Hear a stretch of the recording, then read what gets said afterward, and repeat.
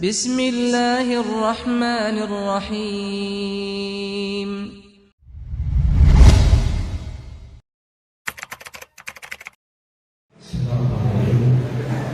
Assalamualaikum warahmatullahi wabarakatuh.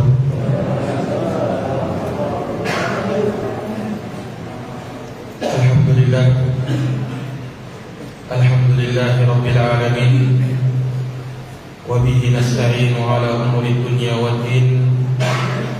Asyhadu an la ilaha illallah wahdahu la syarika lah, ilahul awwalin wal akhirin. Wa asyhadu anna Muhammadan abduhu wa rasuluhu shadiqul amin, sallallahu alaihi wa ala alihi wa sahbihi wa man tabi'ahum bi ihsanin ila yaumiddin. Wa sallama tasliman katsira. Subhanaka la ilma lana illa ma 'allamtana innaka antal alimul hakim. Allahumma 'allimna ma yanfa'una wanfa'na bima 'allamtana wa zidna ilma ya karim. Rabbi shrah li sadri wa yassir li amri wahlul 'uqdatam min lisani yafqahu qawli. Amma ba'd. Ma'asyiral muslimin wal muslimat, Bapak dan Ibu sekalian, jamaah salat maghrib yang dirahmati dan dimuliakan oleh Allah.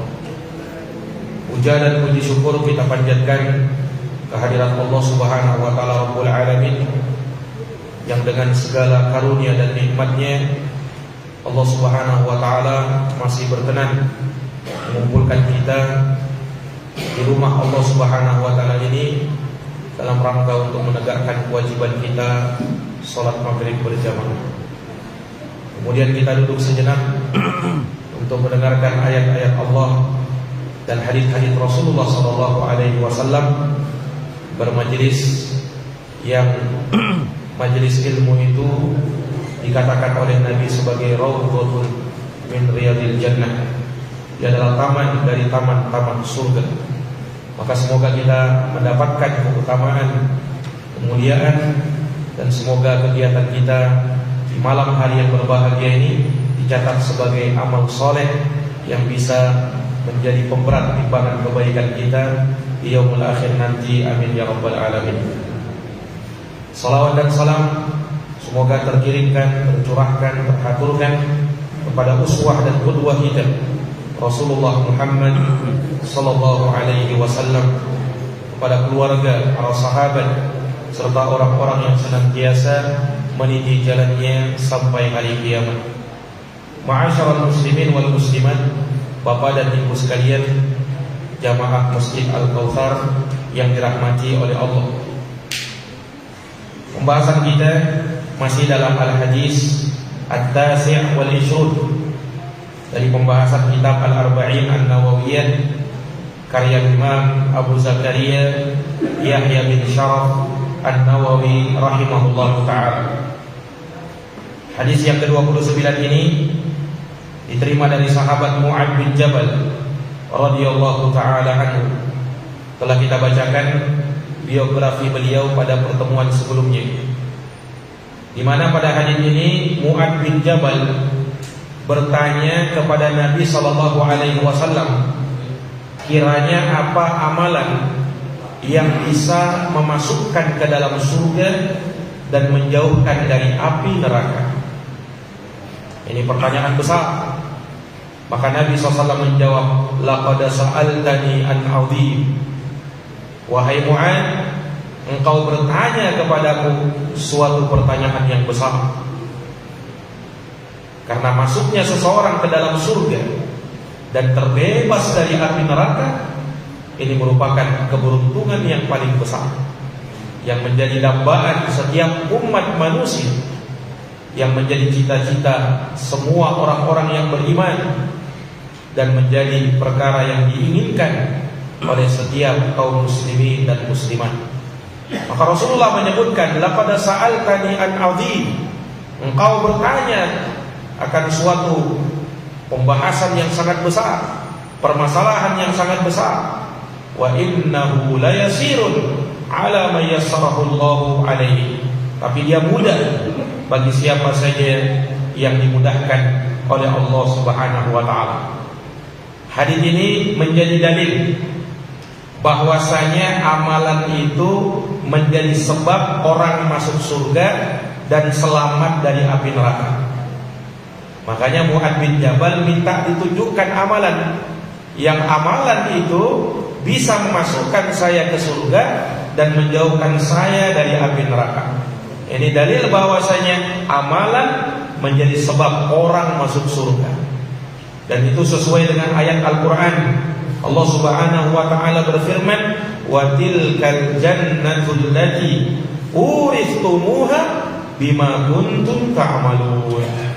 Itulah surga, kata Allah, yang Allah Subhanahu wa ta'ala wariskan kepada kalian disebabkan oleh amalan yang kalian kerjakan. Maka surga Allah Subhanahu wa ta'ala kita masuki dengan sebab amalan. Mungkin ada yang bertanya, bagaimana dengan hadits Nabi? Bukankah Rasul pernah bersabda, la yadkhulul jannata ahadun minkum bi'amalin.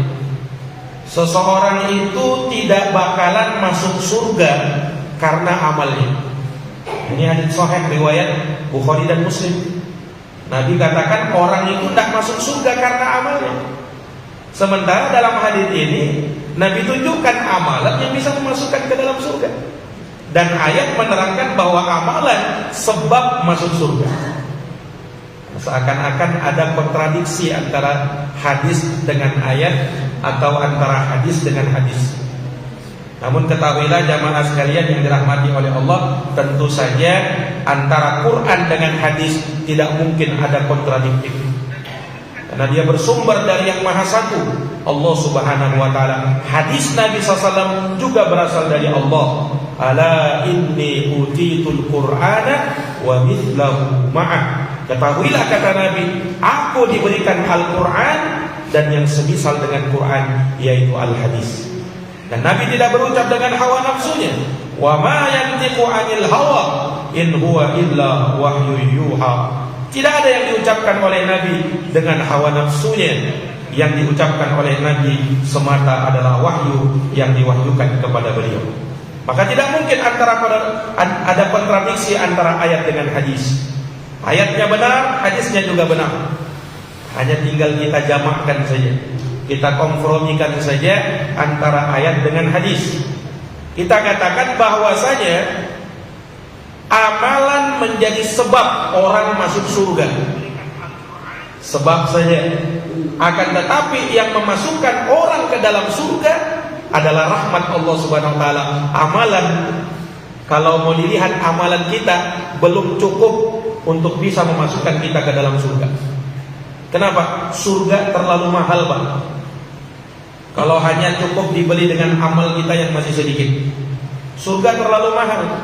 Jadi maksud hadis orang tidak bisa masuk surga karena amalannya, maksudnya karena hanya dibalas dikarenakan amal yang dia kerjakan. Tidak. Tetapi orang masuk surga dengan rahmat Allah. Tetapi rahmat Allah itu datang dengan amalan. Nah, ini para jamaah yang dirahmati oleh Allah. Nah, ini menunjukkan kepada kita surga Allah itu betapa mahalnya.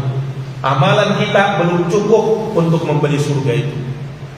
Nah, kenapa para jamaah sekalian yang dirahmati oleh Allah, surga Allah Subhanahu wa ta'ala yang disebutkan di dalam hadis qudsi, a'dadtu li ibadiyas salihin ma la 'ainun ra'at wa la udhunun sami'at wa la khatar 'ala qalbi bashar.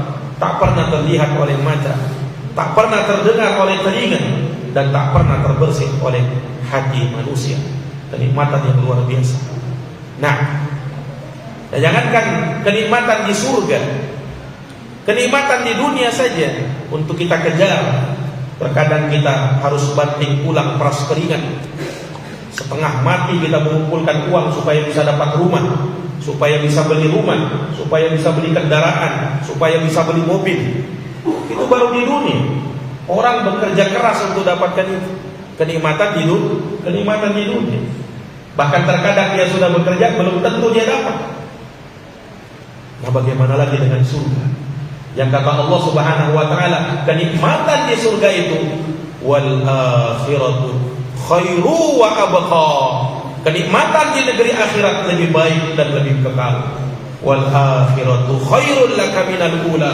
Dan kenikmatan di negeri akhirat lebih baik daripada kenikmatan yang ada di dunia. Ini para jamaah yang dirahmati dan dimuliakan oleh Allah. Jadi seseorang itu masuk surga sebabnya karena amalan, bukan semata karena amalan.